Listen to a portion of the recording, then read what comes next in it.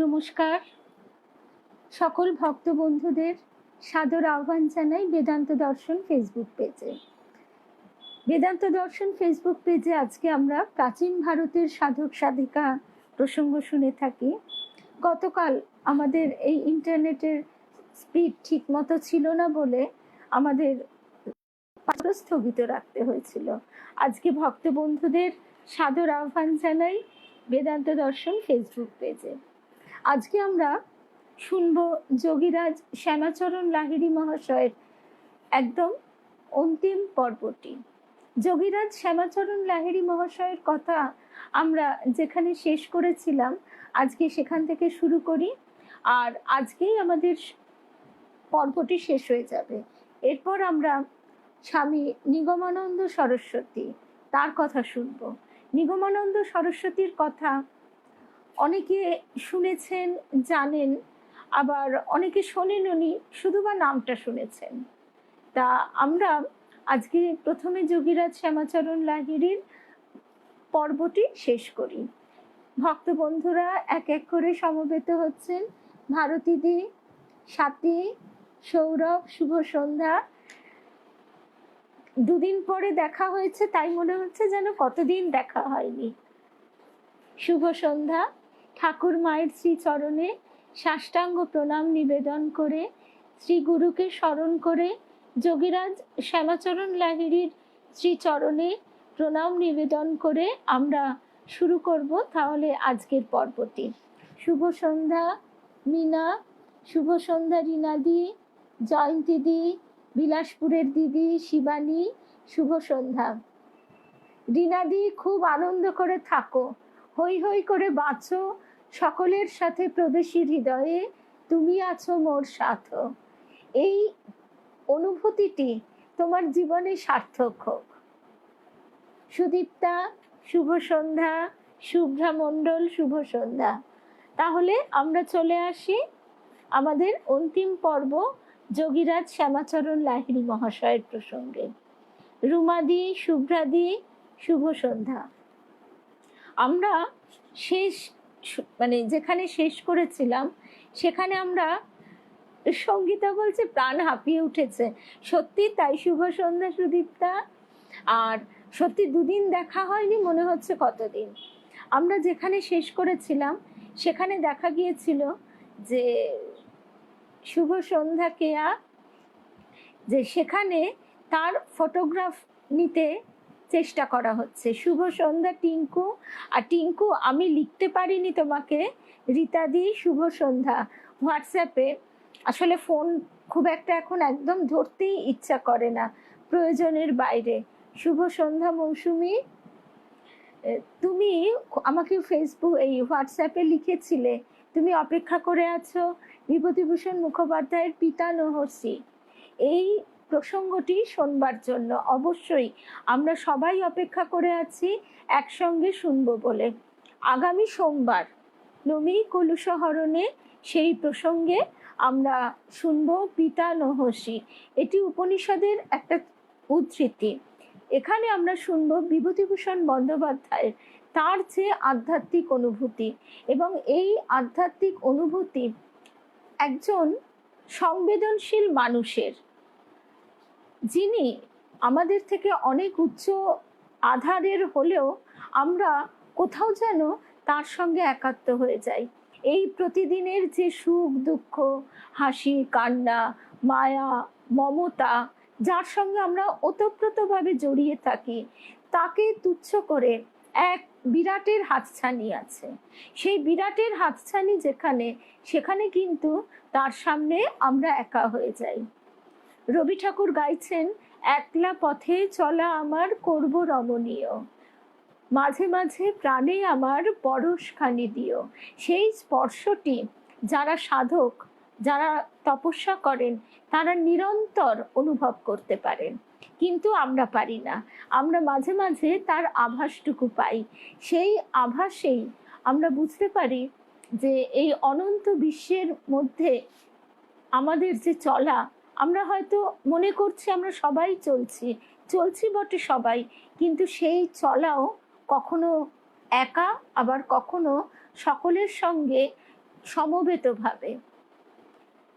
আজকে আমরা সেই প্রসঙ্গে আর বিস্তারিত কথা বলবো না, একেবারে প্রসঙ্গে চলে আসি।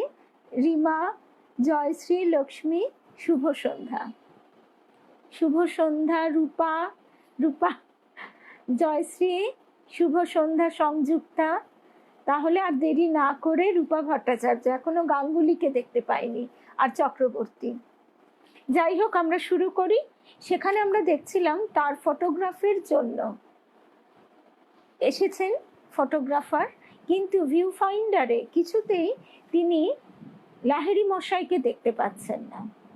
লাহিড়ী মশাইকে যতবারই সেই সুদক্ষ ও অভিজ্ঞ ফটোগ্রাফার একবার চেষ্টা করছেন ভিউ ফাইন্ডার দিয়ে, ততবারই তিনি দেখছেন যে পুরো ব্ল্যাঙ্ক, কিছু কোনো যান্ত্রিক, এই তো রূপা, শুভ সন্ধ্যা, ছন্দা, শুভ সন্ধ্যা, কোনো যান্ত্রিক গোলযোগ নেই। আবার লাহিড়ী মশাইয়ের পরিবর্তে শুভ সন্ধ্যা, শ্রাবণ, একদম রিনাদি, তোমার জীবনে চলার পথে এই বাণী সার্থক হয়ে উঠুক। তোমার নিজেরই তৈরি এই মানে কাব্য প্রতিভা তিনি উন্মোচন করছেন। শুভ সন্ধ্যা, মৌসুমী। আচ্ছা, তারপরে সেখানে লাহিড়ী মশাইয়ের জায়গায় যখন অন্য কাউকে দেখা হচ্ছে তখন একদম পরিষ্কার দেখা যাচ্ছে, কিন্তু পর মুহূর্তেই যেই লাহিড়ী মহাশয়, তাকে দেখার চেষ্টা করা হচ্ছে, একেবারে ব্ল্যাঙ্ক। তা তখন ফটোগ্রাফার মুষড়ে পড়েছেন যে তাহলে তাহলে কি তার ছবি তোলা যাবে না? তখন কৌতুক করে লাহিড়ী মশাই এতক্ষণ নীরবে হাসছিলেন, এবার বললেন, কি গো, এ বিষয়ে তোমাদের বিজ্ঞানের কি বক্তব্য আছে বলো দেখি। তখন এতক্ষণ ধরে শুভ সন্ধ্যা, তখন এতক্ষণ ধরে যে ফটোগ্রাফার হতাশ হয়ে পড়েছিলেন, তিনি কাতর স্বরে বলে উঠলেন, দূর হোক আমাদের বিজ্ঞান, আমি আপনার চরণেই শরণ নিচ্ছি, আপনি ভক্তদের মনোবাঞ্ছা পূর্ণ করুন, আর ছবিটা তুলে আমিও আমার মান বাঁচাই, আপনি একবার দয়া করুন। এবার লাহিড়ী মশাই মুচকি হেসে আবার ছবি তোলার জন্য প্রস্তুত হলেন, এবং সঙ্গে সঙ্গে ছবিটি সিদ্ধার্থ, শুভ সন্ধ্যা, শুভ্রা রয়, শুভ সন্ধ্যা, এবারে সঙ্গে সঙ্গে ভিউ ফাইন্ডারে নিখুঁতভাবে ফুটে উঠল, এবং যে ছবিটি সেদিনকে তোলা হয়েছিল সেটি বহু প্রচারিত ছবি, এবং তার থেকেই তৈলচিত্রটিও আঁকা হয়। এই হলো আমাদের যে যোগ সাধনা। যোগ সাধনার ক্ষেত্রে এইগুলি এমন কোনো কঠিন বিষয় নয়, আসল কঠিন মানে অলৌকিক বিষয় হচ্ছে সেটাই। স্বামী বিবেকানন্দ বলছেন, এই যে অনাদি অনন্ত সৃষ্টি এক নিখুঁত ছন্দে বয়ে চলেছে, এইটি অলৌকিক। আমরা শুভ সন্ধ্যার সময় আমরা যে সীমাবদ্ধতার মধ্যে বাস করি, আর আমাদের এটুকু আমরা জানি যে আমাদের যা শক্তি আছে সেই শক্তিকে আমরা কাজে লাগাই না। যেমন আগেকার দিনে মানুষ হেঁটে কতটা পথ অতিক্রম করে ফেলতো কত অল্প সময়, আজকের দিনে আমরা যত যন্ত্র নির্ভর হয়ে পড়ছি তত আমরা সেই আমাদের ভিতরের শক্তিটা হারিয়ে ফেলছি। আগে শ্রুতিধর মানুষ কিন্তু ঘরে ঘরে থাকতো, এমন বেশি কিছু না, আমি আমার বাবার দিদিমাকেই দেখেছি গড়গড় করে মেঘনাদ বধ কাব্য, রামায়ণ, মহাভারত, গীতা মুখস্থ বলে চলেছেন 94-95 বয়সেও, কিন্তু আজকাল আমরা সেটা পাই না। তারপর চোখের দৃষ্টি ইত্যাদি ইত্যাদি বিভিন্ন ক্ষেত্রেই এটা আমরা বুঝতে পারি। লাহিড়ী মশাই কখনোই কোনো সাধনহীন লোকেদের শূন্য গর্ভ ধর্মালোচনাকে উৎসাহ দিতেন না। বেশিরভাগ ক্ষেত্রেই কি হয়, আমিত্ব, অহং, সর্বস্ব কিছু পুঁথি পড়া বক্তব্যকে বহু মানুষ ফুলিয়ে ফাঁপিয়ে লেকচার দিয়ে থাকেন।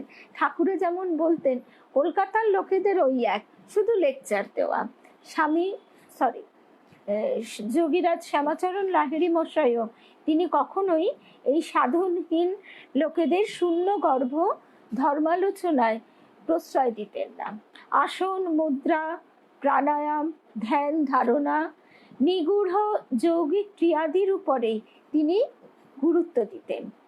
ধ্যান লোকের প্রত্যক্ষ অনুভূতি, ধ্যান লোকের প্রত্যক্ষ অনুভূতি আস্বাদন করো ও পরমাত্মার দর্শন লাভে উদ্বুদ্ধ হও। দর্শনার্থীদের কাছে তার এই নির্দেশ বাক্যই সর্বদা ধ্বনিত হতো। যে অতীন্দ্রিয় রাজ্যে তিনি নিজে বিচরণ করতেন, শিষ্য ভক্তদের মধ্যে তারই তত্ত্ব উদ্ঘাটনে তিনি তৎপর হতেন। গুরুদেবের প্রত্যক্ষ অনুভূতির বর্ণনা ছিল জীবন্ত, তাই অতি সহজে তা অন্তরঙ্গ ভক্তদের হৃদয়ে আধ্যাত্মিক চেতনা জাগিয়ে তুলত। অর্থাৎ মানুষ তখন বুঝতে পারত সে কারাগারে বন্দী। একটা পাখি যদি তার খাঁচাতেই জন্ম হয়, খাঁচাতেই তার পিতামাতারও জন্ম হয়, সে কোনোদিন মুক্ত নীল আকাশের আস্বাদন পাবে না। তাই এখানে যখনই সেই যোগীরাজ তার প্রত্যক্ষ অনুভূতির কথা বলতেন, তখন তার ভক্ত শিষ্যদের অন্তরে একেবারে ধাক্কা মারত। লাহিড়ী মশাই একদিন ভক্ত পরিবৃত হয়ে বসে আছেন। কথা প্রসঙ্গে ভগবদ গীতার 2-4টি শ্লোক তিনি মাঝে মাঝে ব্যাখ্যা করছিলেন। হঠাৎ কেন যেন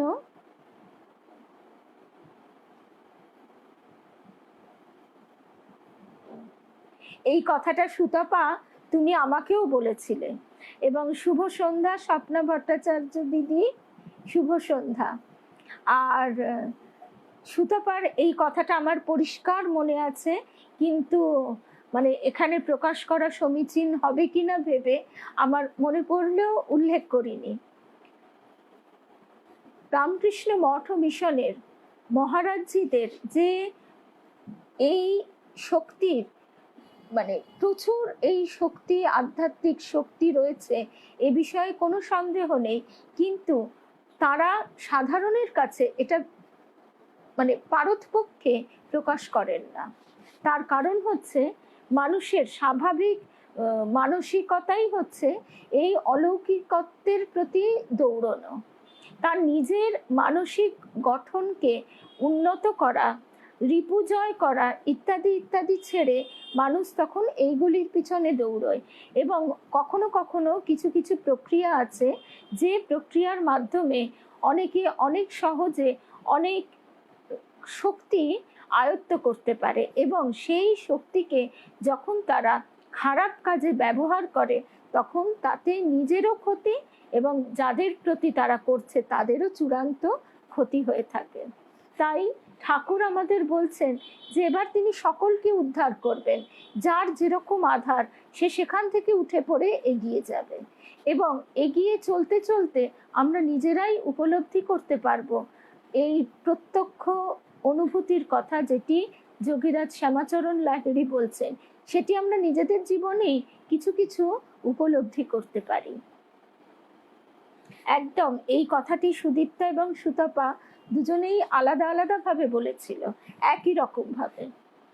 আচ্ছা, তারপর আমরা যে কথায় ছিলাম, লাহিড়ী মশাই ভগবদ গীতার 2-4টি শ্লোক ব্যাখ্যা করছিলেন। হঠাৎ যেন তিনি থেমে গেলেন, তারপর বলে উঠলেন, তোমরা সকলে চুপ করে বসো। আমি অনুভব করছি বহু সংখ্যক নরনারীর জীবন ও চেতনার সঙ্গে জড়িত হয়ে আমি জাপানের সমুদ্রাঞ্চলে ডুবে মরছি। ঘরের সকলে ভয়ে বিস্ময়ে স্তব্ধ হয়ে রইলেন।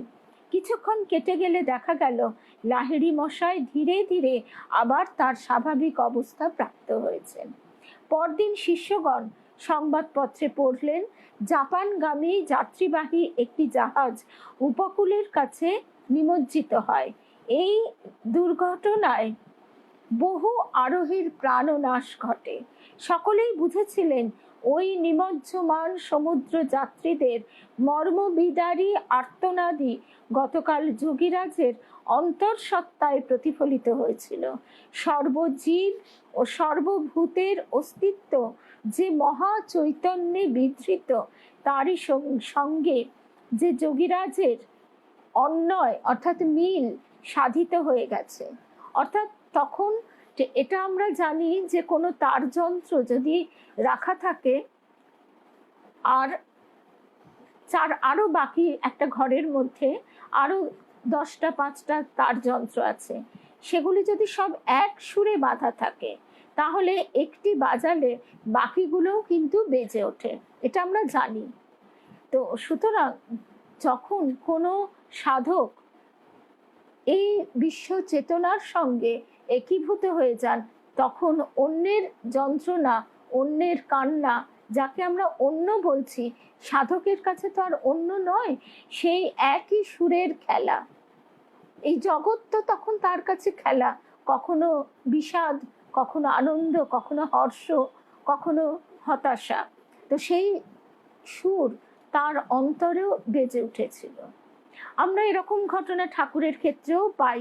নিশ্চয়ই মনে পড়ছে বলরাম বসু, তিনি সেদিন সপরিবারে বাচ্চা কাচ্চা নিয়ে এসেছিলেন, আর ঠাকুর দাঁড়িয়ে দেখছেন ঝড় উঠছে, কালবৈশাখী ঝড়, বলরাম বাবুরা নৌকা করে ফিরে যাচ্ছেন, ঠাকুর যতক্ষণ পারছেন চেয়ে রয়েছেন, শুভ সন্ধ্যা দীপিকা, চেয়ে রয়েছেন।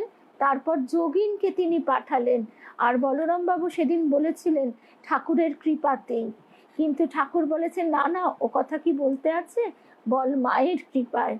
তা এইভাবে সেই সেই যে একই রকম ঘটনার পুনরাবৃত্তি আমরা সমস্ত সাধক, আর ঠাকুর তো স্বয়ং পূর্ণ ব্রহ্ম নারায়ণ, সকলের জীবনেই আমরা কিছু না কিছু দেখতে পাই। লাহিড়ী মশাই আরো আরেকটা ঘটনাও নিশ্চয়ই মনে পড়ে যাচ্ছে, লুসিটানিয়া। স্বামীজি যখন অভেদানন্দজি, কালী মহারাজ, তিনি যখন টিকিট কাটতে যাচ্ছেন, তখন তাকে কে যেন বলে উঠছে যে টিকিট না কাটতে বারণ করছেন। তিনি ভাবলেন মনের ভুল বলে আবারও তিনি টিকিট কাটবার জন্য এগিয়ে গেলেন, আবারও তাকে নিষেধ করা হলো। যখন বারবার 3বার এটা হলো, তখন তিনি সেখান থেকে সরে গেলেন, এবং পরদিন সকালে তিনি অবাক হয়ে দেখছেন সেই লুসিটানিয়া জাহাজটি ডুবে গেছে। তা এইখানেও আমরা সেই একই রকমই ঘটনা দেখতে পাচ্ছি। লাহিড়ী মশাইয়ের প্রচারিত যোগ সাধনা কোনোদিনই মানুষকে সংসারের কর্ম থেকে বিচ্যুত করতে চায়নি। তার গুরুদেব বিশেষ করে গৃহস্থ জীবনের ক্ষেত্রেই যোগ সাধনার বীজ বপনের নির্দেশ দেন, মানে বাবাজি মহারাজ। আজকে গার্হস্থ আশ্রম যদি সবল না হয়, যদি প্রচুর প্রচুর কাচ্চা বাচ্চা জন্মাতে থাকে, ঠাকুর যেমন বলছেন যে দেহ থেকে এত এত কাচ্চা বাচ্চা হয়, জীবের উৎপন্ন ঘটে, সেই দেহ কখনোই সেই দেহ থেকে ঈশ্বর চিন্তার এটা উঠতে পারে না, সেই ভাবটা আসতে পারে না। এমনকি ঠাকুর বলতেন, হবে এবার দেখা সাক্ষাৎ হলো, তিনি মেয়ে ভক্তদের বলতেন হবে হবে, এবার এই দেখা টাকা হলো, সামনের জন্মে হবে, এখনো গা থেকে আতুর গন্ধ কাটেনি। অর্থাৎ নারী পুরুষের যে যৌথ জীবন, সেই জীবনকে অস্বীকার করবার কোনো প্রশ্নই ওঠে না, কিন্তু সংযত সেই জীবন থেকে এবং ঈশ্বরের কাছে প্রার্থনার মধ্যে দিয়ে যে জীবের আবির্ভাব ঘটে, সেই জীবাত্মা যে কতটা উন্নত হয়, সে কথা আমাদের প্রাচীন ভারতের সাধক সাধিকারা রীতিমতো উপলব্ধি করেছিলেন। এই যে গৌরী মায়ের কথা আমরা শুনি, গৌরী মায়ের মাই তো একজন সাধিকা ছিলেন। তো এইভাবে বাবাজি মহারাজেরও সেই একই নির্দেশ ছিল যে সংসারে গৃহস্থ জীবনেই যোগ সাধনার বীজ বপন করতে হবে। তাই দেখা যেত লাহিড়ী মশাইয়ের কাছে এসে গৃহস্থ শিষ্যগণ সাধন পথের বাধা বিঘ্নের কথা বললে তিনি হেসে উড়িয়ে দিতেন। অবসরের অভাব, জীবন যুদ্ধের তীব্রতা, কোনো কিছু অসুবিধার কথাই তিনি গ্রাহ্য করতেন না। সংসারাশ্রমে বাস করে দীর্ঘ চাকুরি জীবনে তিনি নিজেই তার আদর্শটি দেখিয়ে গেছেন। আসলে আমরা আমাদের গৃহস্থ জীবনে কি করি, আমাদের অযথা আমরা ভার বাড়িয়ে তুলি। আমরা একটা বাড়িতে থাকতে থাকতে আরো 2-3টে বাড়ি, ফ্ল্যাট, বিষয় সম্পত্তি বাড়াই, এইভাবে আরো নানা রকম যত এইভাবে বিষয় সম্পত্তি ব্যক্ত হয়, তত আমাদের সেই দিকে ধ্যান দিতে হয়। তখন আমরা পরমার্থ প্রসঙ্গে চিন্তা করবার অবসর পাই না। তাই এখানে দেখছি যে যোগীরাজ শ্যামাচরণ লাহিড়ী এই সমস্ত কথাগুলিকে হেসে উড়িয়ে দিতেন। সিম্পল লিভিং, হাই থিঙ্কিং, এই কথাটি আমাদের জীবনে আমরা যেন প্রতিফলিত করতে পারি। স্ত্রী পুত্রের ভরণ পোষণের জন্যে তিনি যেমন কর্ম করতেন, তেমনি বারাণসীতে লোক কল্যাণকর শিক্ষা কেন্দ্র স্থাপনের জন্য তার তৎপরতা কম ছিল না। এ ধরনের ব্যক্তিগত বা সমাজগত দায়িত্ব তিনি কোনোদিনই এড়িয়ে যাননি। বর্তমান যুগের পরিবেশে গার্হস্থ্য জীবনকে অব্যাহত রেখে গোপনভাবে যোগ সাধন করতে তিনি নির্দেশ দিতেন। তার নির্দেশিত পন্থায় অগ্রসর হয়ে বহু লোক অপূর্ব যোগ সামর্থ্য প্রাপ্ত হয়েছে।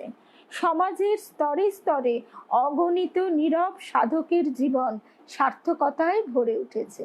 শুভ সন্ধ্যা রুদ্রাণী। সোমা, শুভ সন্ধ্যা। যোগীরাজের সাধন পন্থার আরো একটি বৈশিষ্ট্য, তিনি কাউকে স্বধর্ম পরিত্যাগ করতে দিতেন না। যে কোনো ধর্মের যে কোনো শ্রেণীর সাধক তার সাধন ও আশ্রয় গ্রহণ করতে সমর্থ ছিলেন। এই জন্য কাউকেও তিনি নিজের আচরিত ধর্ম ও সামাজিক আচার আচরণ ত্যাগ করতে বলতেন না। আধ্যাত্মিক জীবনের প্রকৃত পথপ্রদর্শকের ভূমিকাটি তিনিই গ্রহণ করতেন। একদম মনের প্রবল ইচ্ছা। রবি ঠাকুরের তাসের দেশ যে গীতিনাট্যটি বা নৃত্যনাট্যটি আছে, তাতে তিনি বলছেন, ইচ্ছে ইচ্ছে সেই তো ভাঙছে, সেই তো গড়ছে, সেই তো দিচ্ছে নিচ্ছে, ইচ্ছে ইচ্ছে। এই ইচ্ছাটাই আমাদের জাগে না, আমাদের তাকে পাওয়ার ইচ্ছেটা জাগে না। এটাই হচ্ছে মায়ার ছলনা। গুরু শক্তি কি করে? আমাদের ভেতর সেই ইচ্ছের তীব্রতাটা জাগিয়ে দেয়। করুণা ও লোককল্যাণের দীপশিখাটি দীর্ঘদিন জ্বালিয়ে রাখবার পর আচার্য জীবনের সমাপ্তিটি ধীরে ধীরে এগিয়ে এলো। মহাপ্রয়াণের প্রায় 6 মাস পূর্বে পত্নী, শুভ সন্ধ্যা আলো, পত্নী কাশীমণিকে একদিন তিনি ডেকে বললেন, ওগো দেখো, আমার দেহত্যাগের সময় নিকটবর্তী হয়ে আসছে, কিন্তু তোমরা কেউ যেন আমার জন্য শোক করো না। কয়েকটি অন্তরঙ্গ ভক্তের কাছেও 2-3 মাস পূর্বে তিনি তার আসন্ন বিদায়ের কথা প্রকাশ করেন। এক ধরনের বিষাক্ত পৃষ্ঠব্রণ দ্বারা এবার তিনি আক্রান্ত হন। এটিকে কার্বঙ্কল বলা হয়। আর এই রোগ উপলক্ষ করেই মরদেহ মানে এই পঞ্চভৌতিক দেহটি ত্যাগ করবার ব্যবস্থাটি ত্বরান্বিত হয়ে ওঠে। যোগীরাজের দেহ রক্ষার পূর্বে তার অন্যতম শিষ্য স্বামী প্রণবানন্দজি কাশীধামের বাইরে অবস্থান করছিলেন। গুরুদেবের অন্তিম অবস্থার কথা শুনে তার উৎকণ্ঠার সীমা রইল না।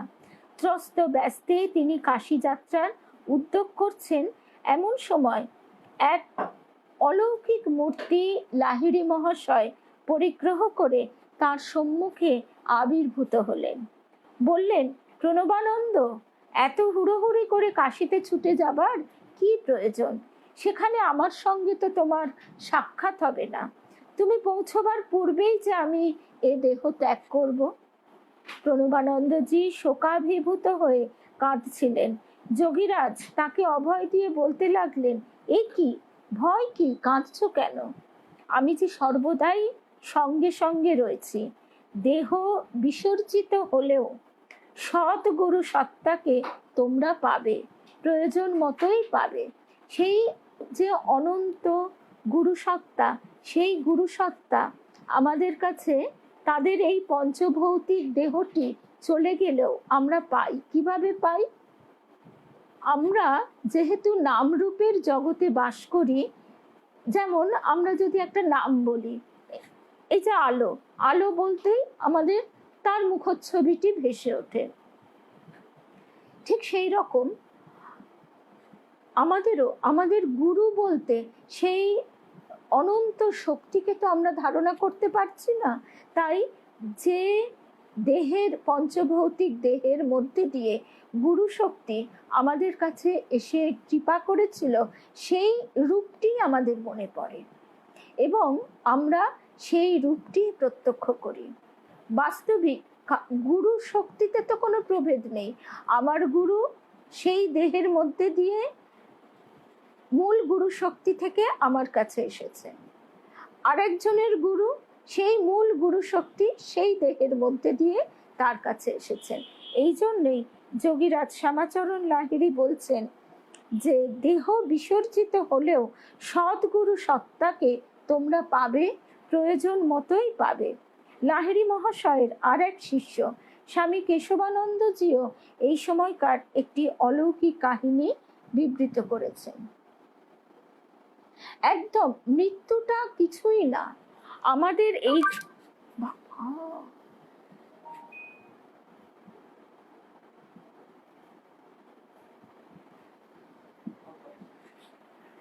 আসলে কি হলো, ওই ডু নট ডিস্টার্বটা অন করতে ভুলে গেছি, সেই জন্য ওই আওয়াজটা ওরকম ধমক লাগে। আচ্ছা, তারপরে যে কথায় আমরা ছিলাম, সরি, সেটা হচ্ছে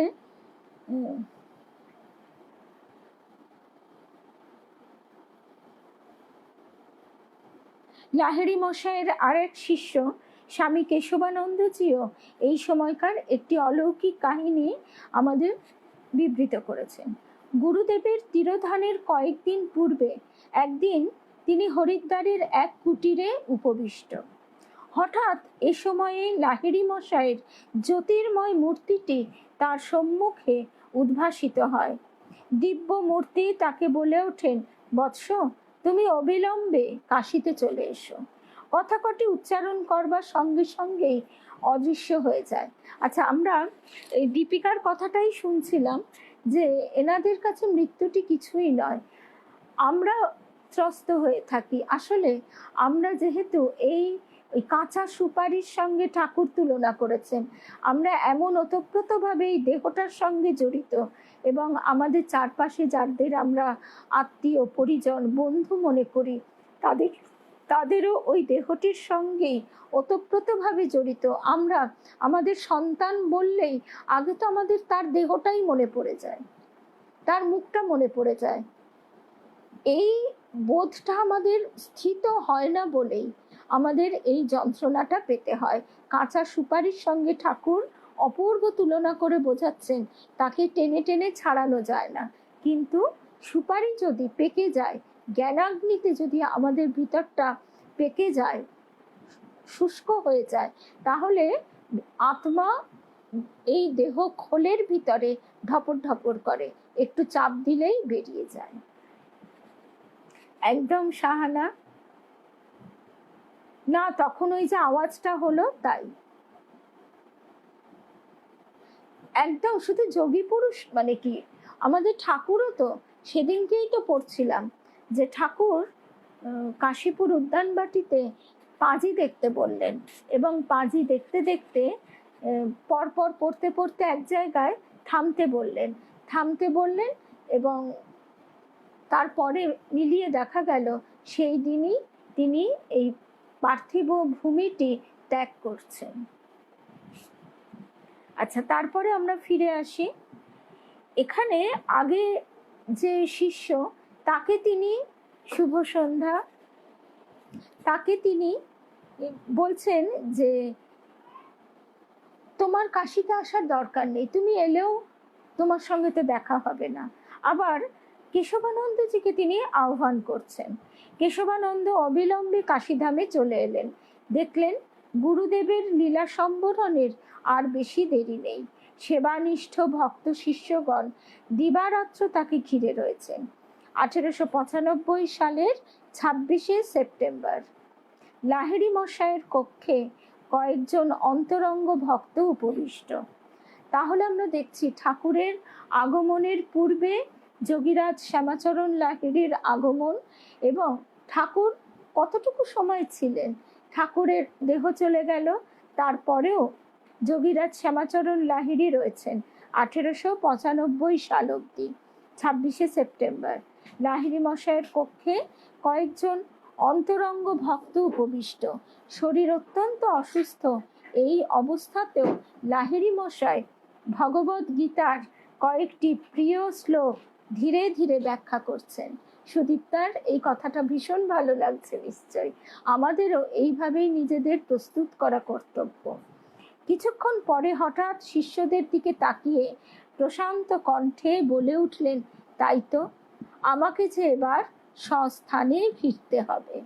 শোকাভিভূত শিষ্য ও ভক্তদের অশ্রু সজল দৃষ্টির সম্মুখে তিনি ধীরে ধীরে পদ্মাসনে উপবিষ্ট হলেন।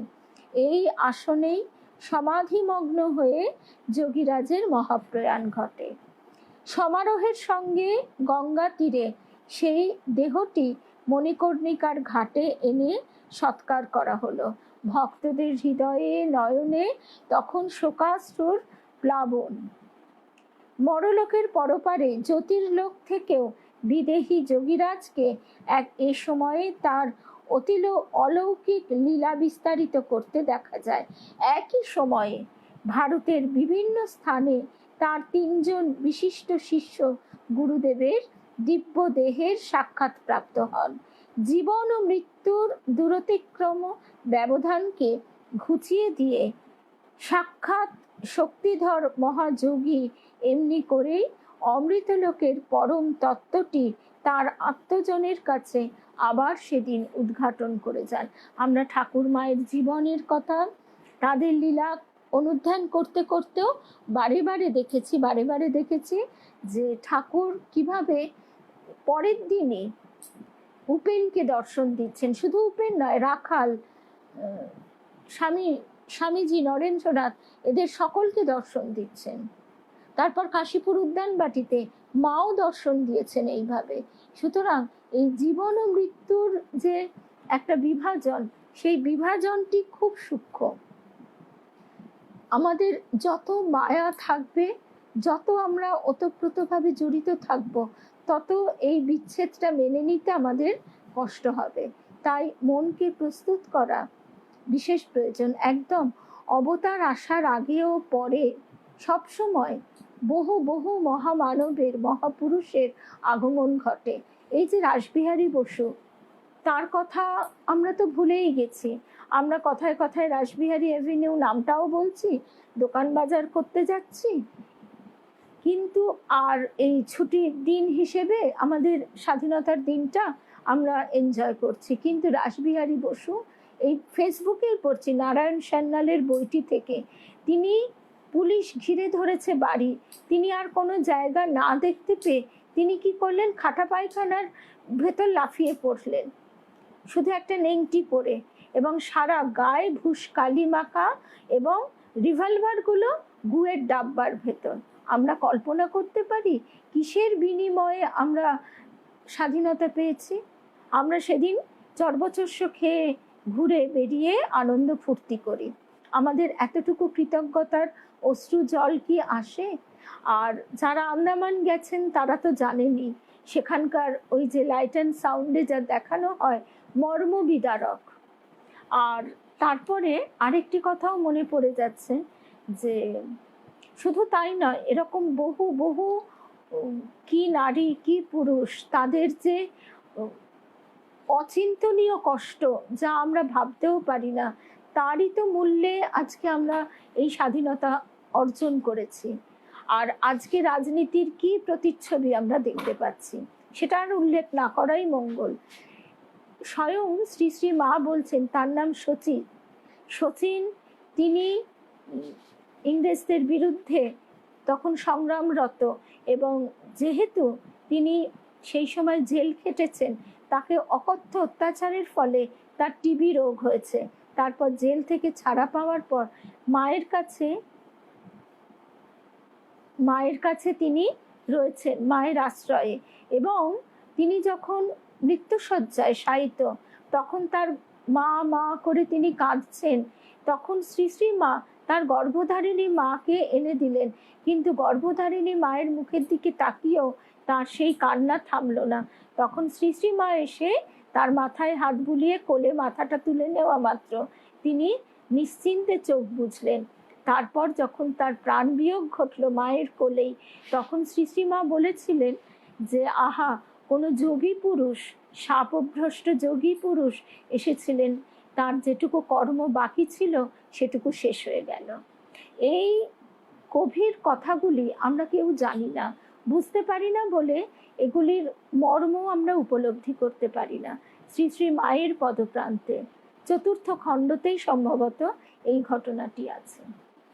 আচ্ছা, এইবার তাহলে শেষ হয়ে গেল আমাদের যোগীরাজ শ্যামাচরণ লাহিড়ীর কথা। 9টা বেজে গেছে। আজকে আমরা শুধু শুরুটা করে রাখি, এরপর দিন বিস্তৃত আলোচনায় যাব। আজকে আমরা শুনব এরপরে নিগমানন্দ পরমহংসের কথা। এই নিগমানন্দ পরমহংসের কথা খুব ছোটবেলা থেকেই আমার বাবা তার বই পড়তেন। স্বামী নিগমানন্দ, হালি শহরে তার আশ্রম আছে এবং আসামেও আছে। সেই নিগমানন্দজির কথা, উপদেশ ইত্যাদি পড়েছি বলে তার কথায় এবার চলে আসব। এছাড়াও আমরা তো এরপরে বামা খ্যাপার কথা শুনবো। আজকে আমাদের পাঠচক্রে মল্লিকা এই মুহূর্তে নেই। মল্লিকা জগৎবন্ধুর একদম রূপা, এসব কথা তো আমরা ভুলেই যাই।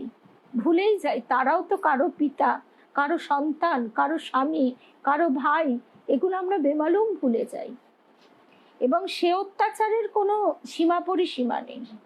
আচ্ছা, এবার আমরা তাহলে নিগমানন্দ সরস্বতীর কথা একটুখানি শুরু করছি আজকে।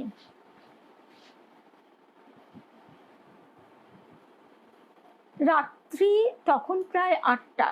সুপারভাইজার নলিনীবাবুর দপ্তরের কাজকর্ম তখনও সমাপ্ত হয়নি। আচ্ছা, মল্লিকার কথা যেটা বলছিলাম, মল্লিকা জগৎবন্ধুর আশ্রিত। তার কথা আমারও খুব একটা জানা নেই, এগুলো তো পড়লে তো আর কি হয়, মনে তো সব থাকে না। আমরা এরপরে জগৎবন্ধুর কথাও শুনবো, মল্লিকাকে আগে থেকে বলে রাখবো। শুভ সন্ধ্যা মায়া ব্যানার্জি, শুভ সন্ধ্যা।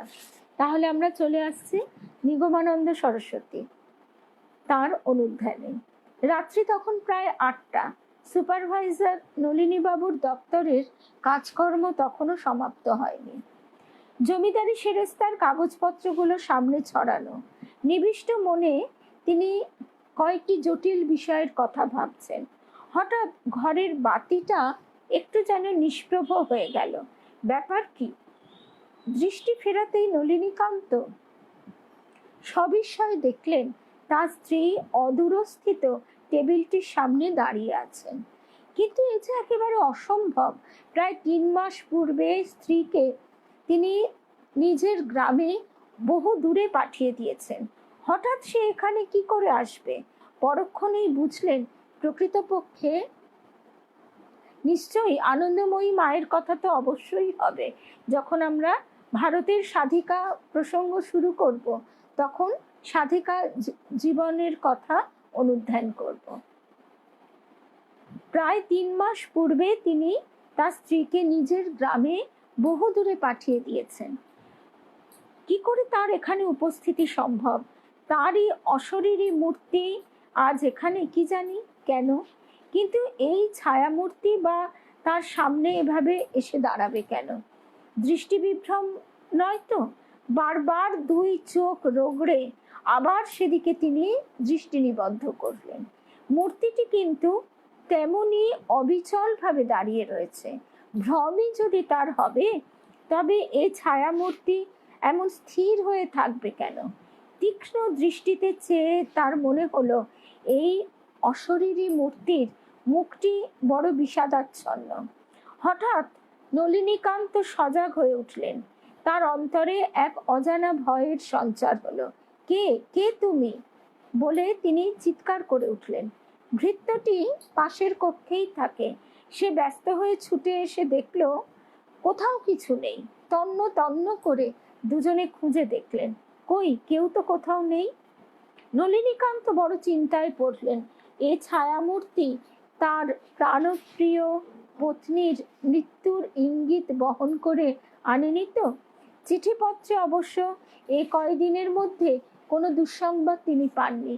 আর তখন যে সময়ের কথা, সে সময় তো আর ফোনের ব্যবস্থা নেই, সুতরাং খবর আদান প্রদানে যথেষ্ট সময় সময় লেগে যায়। শুধু তাই নয়, হঠাৎ করে মানুষ অসুস্থ হয়ে মৃত্যুর কোলেও ঢলে পড়ে। যার কথা আমরা আগের দিন শুনলাম সুস্থ, হয়তো পরের দিনই জানা গেল তার মৃত্যু হয়েছে। তার বর্তমান কর্মস্থানটির নাম নারায়ণপুর, উত্তরবঙ্গের দিনাজপুর জেলার অন্তর্গত। এবং সেটি যে কত রিমোট এরিয়া, সেটাও আমরা এখনো সেগুলো রিমোট এরিয়া। এখান থেকে তার স্বগ্রাম নদিয়ার কুতুবপুর অনেক দূরের পথ। চিঠি পৌঁছতে অনেকটা সময় লেগে যায়। নলিনীকান্ত খুব উদ্বিগ্ন হয়ে পড়লেন। তবে কি তিনি দেশে রওনা দেবেন? কিন্তু তাই বা কি করে হয়? জমিদারের বহু সংখ্যক কাজ তত্ত্বাবধানের ভার নিয়েই তাকে এখানে আসতে হয়েছে। কর্মদক্ষতা ও সততার জন্য কর্তৃপক্ষের তার উপর অগাধ বিশ্বাস। সর্বোপরি তার উপর আজকাল এরা বড় বেশি নির্ভর করছেন। এই অবস্থায় হঠাৎ কাজকর্ম ফেলে চলে যাওয়া নিতান্ত অসঙ্গত। তাছাড়া 20-22 দিন পরেই তো দুর্গাপুজো আসছে। ভাবলেন হাতের কাজগুলো তাড়াতাড়ি শেষ করে পুজোর সময় একেবারে বেশি করে ছুটি নিয়ে বাড়ি যাবেন। কি দেখলেন, মনের ভুল কি চোখের ভুল, তাকে এতটা গুরুত্ব দিয়ে দেশে রওনা হওয়া তিনি সেই মুহূর্তে সমীচীন মনে করলেন না। পরের দিন ডাকেই কিন্তু চিঠি এলো। নলিনীকান্তের স্ত্রী খুব অসুস্থ। সংবাদটি পেয়ে তার দুশ্চিন্তার অবধি রইল না। তবে কি ইতিমধ্যে স্ত্রীর প্রাণ বিয়োগ হয়েছে?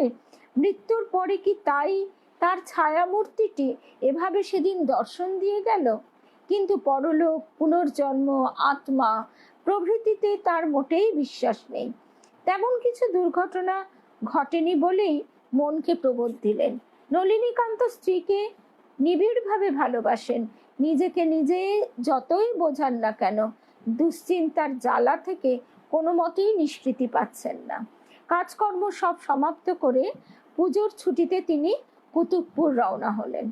কিন্তু বাড়ি গিয়েই শুনলেন জীবন সঙ্গিনী আর ইহজগতে নেই। পত্নীগত প্রাণ নলিনীকান্ত শোকে মুহ্যমান হয়ে পড়লেন। প্রকৃতিস্থ হবার পর হিসেব করে দেখা গেল তার কর্মস্থানে নারায়ণপুরে যে সময়ে তিনি স্ত্রীর ছায়ামূর্তি দর্শন করেন, কুতুবপুরের বাড়িতে তার ঠিক 4 দণ্ড পূর্বে তার লোকান্তর ঘটে। ওই অশরীরী মূর্তি আরো 2 বার এই সময় তার সম্মুখে এসে উপস্থিত হয়। বিরহ বিধুর নলিনীকান্তের কাছে কোনো জাগতিক বস্তুর আকর্ষণই সেদিন আর নেই। তিনি পরলোকবাসিনী পত্নীর সঙ্গে সাক্ষাতের জন্য, যোগাযোগ স্থাপনের জন্য বড় ব্যগ্র হয়ে উঠলেন। তিনি কি করলেন? তিনি প্রেততত্ত্ব বিষয়ক গ্রন্থাদি পাঠ করতে শুরু করলেন। মাদ্রাসের আদেয়ারে গিয়ে থিওজফিস্টদের সাহায্যে প্রেতলোকের সঙ্গে যোগাযোগ স্থাপন করবার চেষ্টা করলেন। কিন্তু সবই বৃথা, কোনো কিছুই তাকে শান্তি দিতে পারল না। কিন্তু সেই মৃতা পত্নীর প্রতি তার সঙ্গে সাক্ষাতের জন্য তার মনের ভিতর তোলপাড় চলতে লাগলো। নলিনীকান্ত এখন শুধু পরলোক তত্ত্ব উদ্ঘাটনের জন্য পাগল। দিবারাত্র এই উদ্দেশ্যেই ঘুরে বেড়ান। কে তাকে সূক্ষ্মতম লোকের বার্তা এনে দেবে? প্রিয়তমা পত্নীর সঙ্গে বহু বাঞ্ছিত যোগাযোগ সাধন করিয়ে দেবে। কোথায় সেই শক্তিমান পথপ্রদর্শক? এই চিন্তায় তিনি সদা ব্যাকুল। এই সময় একদিন কলকাতায় এসে তিনি স্বামী পূর্ণানন্দ পরমহংসের কথা শ্রবণ করেন। এই মহাপুরুষ পূর্বাশ্রমে ছিলেন ডাফ কলেজের বিজ্ঞান বিভাগের অধ্যাপক। তন্ত্র সাধনায় সিদ্ধ বলে এ সময় তার খুব প্রসিদ্ধি। নলিনীকান্ত তাড়াতাড়ি তার কাছেই ছুটে গেলেন। সব কথা শুনে পূর্ণানন্দ সস্নেহে বললেন, বাবা, তুমি তোমার স্ত্রীকে পেতে ব্যস্ত হয়েছ, কিন্তু সেই স্ত্রী এবং বিশ্বের যে কোনো স্ত্রীলোক মাত্রেই যে আদ্যাশক্তি মহামায়ার ছায়া। তুমি শুধু ছায়ার সন্ধানে যে শক্তি ব্যয় করবে তা দিয়ে মহামায়াকে লাভ করতে পারো। সিদ্ধি লাভ করলে দেখবে সবকিছুই তোমার করায়ত্ত। মহাপুরুষের এই বাণী নলিনীকান্তের দগ্ধ প্রাণে শান্তি বাড়ি সিঞ্চন করল। তিনি সকাতরে তার কাছে দীক্ষা প্রার্থনা করলেন। স্বামীজি উত্তর দিলেন, না বাবা, আমি তোমার গুরু নই, তোমার গুরু নির্দিষ্টই রয়েছেন, সময় মতো তুমি তার দেখা পাবে। এবার গুরু লাভের জন্য নলিনীকান্তের মনে তীব্র ব্যাকুলতা জেগে উঠল। যে করেই হোক সদ্গুরুর সন্ধান করে দীক্ষা তাকে লাভ করতেই হবে। এই সময় কার্যস্থল নারায়ণপুরে থাকতেই তার আরো একটি অলৌকিক অভিজ্ঞতা হয়। তিনি নিজেই এই অভিজ্ঞতার এক মনোজ্ঞ বর্ণনা দিচ্ছেন। সে এক অতি আশ্চর্য ব্যাপার। এক রাত্রিতে ঘরের মধ্যে শুয়ে আছি, জানলা দরজা সব বন্ধ, ঘুম হয়নি, তন্দ্রা এসেছে মাত্র। এমন সময়ে এক জ্যোতির্ময় সৌম্যমূর্তি মহাপুরুষ আমাকে ডেকে বললেন, নাও বৎস, এই মন্ত্র নাও, তুমি মন্ত্র লাভের জন্য ব্যাকুল হয়েছ, এই আমি তোমার জন্য মন্ত্র নিয়ে এসেছি, ধারণ করো। কিন্তু কি গম্ভীর সে স্বর! আমি হাত পেতে সেটা নিলাম। মহাপুরুষের অঙ্গ জ্যোতিতে অন্ধকার গৃহ তখন আলোকিত হয়ে উঠেছে। সেই আলোকে স্পষ্ট দেখা যাচ্ছিল একটা পাতায় কি যেন লেখা আছে। কাছে দেশলাই ছিল। তাড়াতাড়ি আলো জ্বালিয়ে দেখি বিল্লপত্রে রক্তচন্দনে লেখা একাক্ষরই এক মন্ত্র। এটি কি মন্ত্র, কেমন করে জপ করতে হয় তা জেনে নেবার জন্য আমি ব্যাকুল হয়ে মন্ত্রদাতার উদ্দেশ্যে মুখ তুলে তাকিয়েছি। দেখি তিনি আর নেই, দিব্য মূর্তি অদৃশ্য হয়েছেন। ঘরের দরজা জানলা সব পূর্ববৎ বন্ধ। দুয়ার খুলে আতিপাতি করে সব জায়গা খুঁজলাম, পেলাম না। অবাক হলাম, মন যেন কেমন হয়ে গেল। ভয় নয়, ঘরে এসে মেঝেয় পড়ে আকুলি বিকুলি করতে লাগলাম। চোখের জলে আমার বুক ভেসে যেতে লাগলো। আমার মনে হলো, এ কি স্বপ্ন? না, স্বপ্ন হলে বেলপাতাটি আসবে কোথা থেকে? আর ঘরের দরজা যখন ভেতর থেকে বন্ধ, কি করে তখন অন্যের পক্ষে প্রবেশ করা সম্ভব? মনে হলো, আমি কি অন্যায় করলাম? তখন বিল্লপত্রে কি লেখা আছে জানতে ব্যাকুল না হয়ে যিনি আমায় বিল্লপত্রটি দিলেন তাকে ধরলাম না কেন?